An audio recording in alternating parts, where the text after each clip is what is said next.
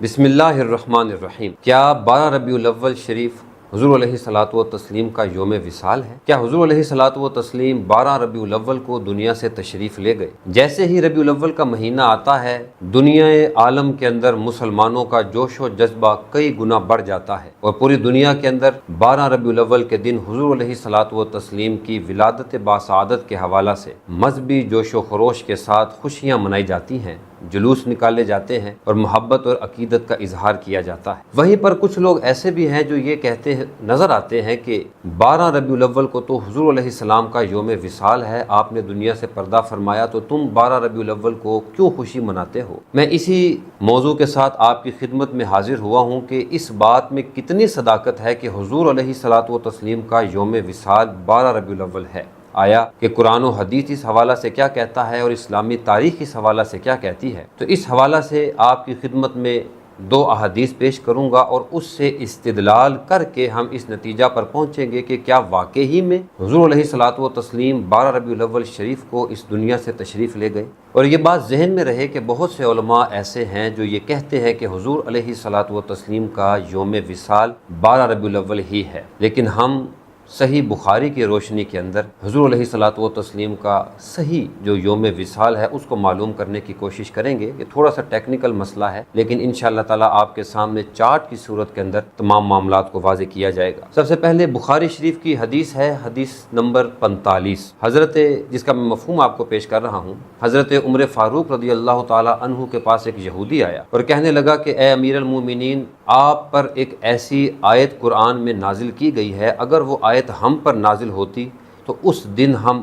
عید مناتے۔ تو حضرت عمر فاروق نے فرمایا کہ وہ کون سی آیت ہے؟ تو اس یہودی نے کہا کہ کیا وہ آیت آپ نہیں پڑھتے؟ الیوم اکملت لکم دینکم واتممت علیکم نعمتی وردیت لکم الاسلام دینا۔ تو حضرت عمر فاروق رضی اللہ تعالی عنہ نے فرمایا کہ ہاں، ہمیں اچھے طریقے سے معلوم ہے کہ یہ آیت کس دن نازل ہوئی تھی۔ آپ نے فرمایا کہ یہ آیت 9 ذی الحج کو یوم عرفہ کے دن حضور علیہ الصلوۃ والتسلیم پر نازل ہوئی تھی۔ اس دن آپ نے خطبہ حجۃ الوداع بھی ارشاد فرمایا تھا، اور وہ دن جمعہ کا دن تھا۔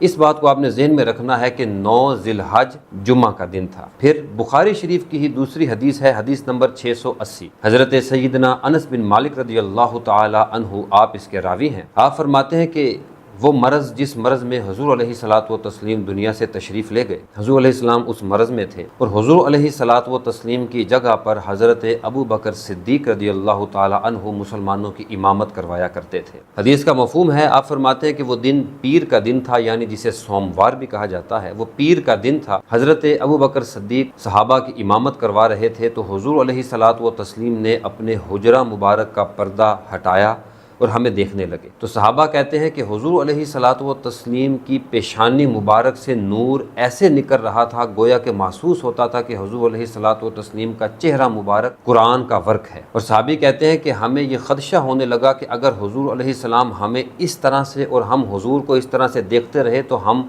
اپنی نماز سے غافل ہو جائیں گے اور حضور کو ہی دیکھتے رہ جائیں گے۔ اور جب اس بات کا ادراک حضرت ابو بکر صدیق کو ہوا تو آپ نے پیچھے ہٹنا چاہا کہ شاید حضور علیہ الصلوۃ والتسلیم نماز پڑھانے کا ارادہ رکھتے ہیں۔ تو حضور علیہ السلام نے ہاتھ کے اشارے سے حضرت ابو بکر صدیق کو روک دیا اور آپ نے پردے کو گرا دیا۔ حضرت انس بن مالک فرماتے ہیں کہ وہ دن پیر کا دن تھا، اور اسی دن حضور علیہ الصلوۃ والتسلیم دنیا سے پردہ فرما گئے۔ اب 2 باتیں متعین ہو گئیں۔ پہلی بات یہ ہے کہ جس دن حضور علیہ الصلوۃ والتسلیم نے خطبہ حجۃ الوداع ارشاد فرمایا وہ 9 ذی الحج جمعہ کا دن تھا، اور دوسری بات یہ متعین ہو گئی کہ جس دن حضور علیہ الصلوۃ والتسلیم نے دنیا سے پردہ فرمایا وہ پیر کا دن تھا۔ یہ 2 باتیں ذہن میں رکھنے کے بعد ایک تیسری بات جو آپ نے ذہن نشین رکھنی ہے کہ کوئی بھی اسلامی مہینہ ہو، اس کی 2 ہی صورتیں ہوتی ہیں، یا تو وہ اسلامی مہینہ 29 دنوں کا ہوتا ہے، یا پھر وہ اسلامی مہینہ 30 دنوں کا ہوتا ہے۔ نہ تو کوئی اسلامی مہینہ 28 دن کا ہے، نہ ہی 31 دن کا ہے۔ اس تیسری بات کو آپ نے ذہن میں رکھنا ہے، اور اگر ہم اس ترتیب سے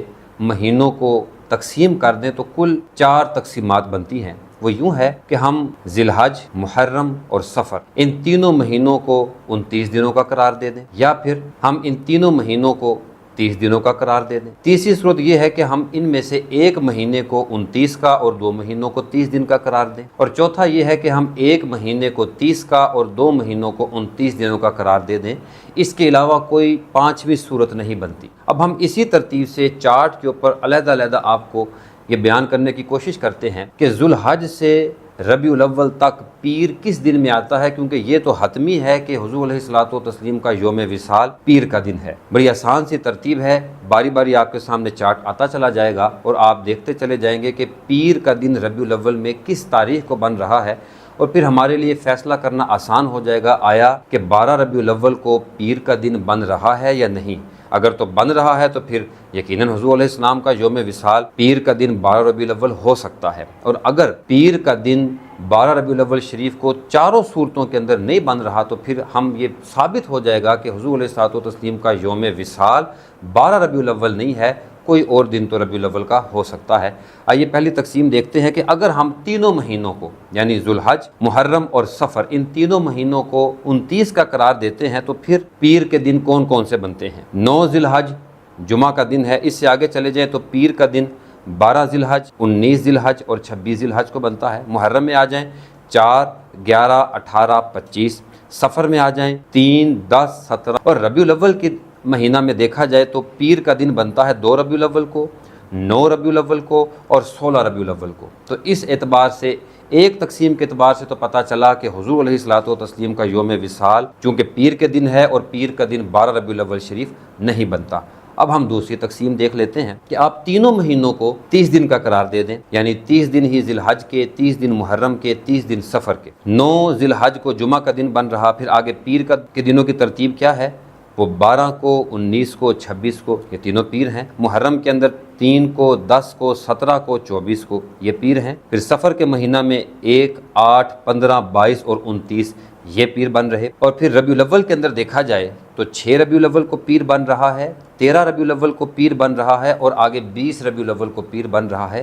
اس تقسیم کے اعتبار سے بھی ثابت ہوتا ہے کہ پیر کا دن 12 ربیع الاول شریف کو نہیں بن رہا، اور حضور علیہ الصلوۃ والتسلیم کا یوم وصال ان دونوں تقسیمات کے اعتبار سے 12 ربیع الاول نہیں ہے۔ اب آ جائیے تیسری صورت پر کہ ایک مہینہ 29 کا قرار دے دیا جائے اور 2 مہینے 30 کے قرار دے دیے جائیں۔ کوئی بھی آپ قرار دے دیں، بے شک آپ 2 مہینے پہلا اور آخری 30 کا قرار دے دیں، پہلے 2 30 کے قرار دے دیں یا آخری 2 30 کے قرار دے دیں، ترتیب ایک ہی رہنی ہے۔ تو ذی الحج کے اندر 9 ذی الحج کو جمعہ کا دن ہے، آگے پیر کے دنوں کی ترتیب کچھ یوں ہے، ذی الحج میں 12، 19 اور 26 یہ پیر کے دن ہے۔ محرم کے اندر 4، 11، 18 اور 25 یہ پیر کے دن ہیں۔ صفر کے اندر 2، 9، 16، 23 اور 30 یہ پیر کے دن ہیں۔ اب ربیع الاول کے اندر 7 ربیع الاول کو پیر بن رہا ہے، آگے 14 ربیع الاول کو پیر بن رہا ہے، اور پھر 21 ربیع الاول کو پیر بن رہا۔ تیسری تقسیم کے اعتبار سے بھی پیر کا دن 12 ربیع الاول شریف کو نہیں بن رہا۔ اب دیکھ لیتے ہیں ہم چوتھی تقسیم کو کہ ایک مہینہ 30 کا قرار دے دیں اور 2 ماہ جو ہیں وہ 29 کے قرار دے دیں۔ تو ذی الحج 9 ذی الحج جمعہ کا دن ہے، آگے پیر کی تقسیم دیکھ لیں، 12، 19 اور 26 ذی الحج میں پیر آتے ہیں۔ محرم الحرام میں 3، 10، 17 اور 24 یہ پیر کے ایام ہیں۔ صفر کے اندر 2، 9، 16 اور 23 یہ پیر کے ایام ہیں، اور ربیع الاول شریف کے اندر 1، 8 اور 15 یہ پیر کے ایام بنتے ہیں۔ آپ کے سامنے چاروں تقسیمات بیان کی ہیں، اور کسی ایک تقسیم کے مطابق بھی پیر کا دن 12 ربیع الاول شریف نہیں بنتا۔ اس وجہ سے اگر کوئی شخص آپ کو یہ کہے کہ 12 ربیع الاول تو حضور کا یوم وصال ہے، اس کو یہ کلپ دکھا دیا جائے، اپنے دوستوں میں شیئر کر دیا جائے، کیونکہ یہ بالکل ہمارے مسلمانوں کی خوشی کے اندر، یوں کہیں کہ رنگ کے اندر بھنگ ڈالنے کے مترادف ہے۔ تو آپ بالکل بھی اس بات کو خاطر میں نہ لائیے۔ 12 ربیع الاول شریف حضور علیہ الصلوۃ والتسلیم کا یوم ولادت تو ہے، لیکن کسی بھی صورت میں یوم وصال نہیں ہے۔ تو آپ بھرپور انداز کے اندر مذہبی جوش و خروش کے ساتھ، مذہبی عقیدت کے ساتھ، عشق و مستی کے ساتھ حضور علیہ الصلوۃ والتسلیم کا یوم ولادت منائیے، اور اس طرح کی کسی بات کو خاطر میں نہ لائیے۔ وصلی اللہ تعالی علی حبیبہ محمد وبارک وسلم وصلی علیہ۔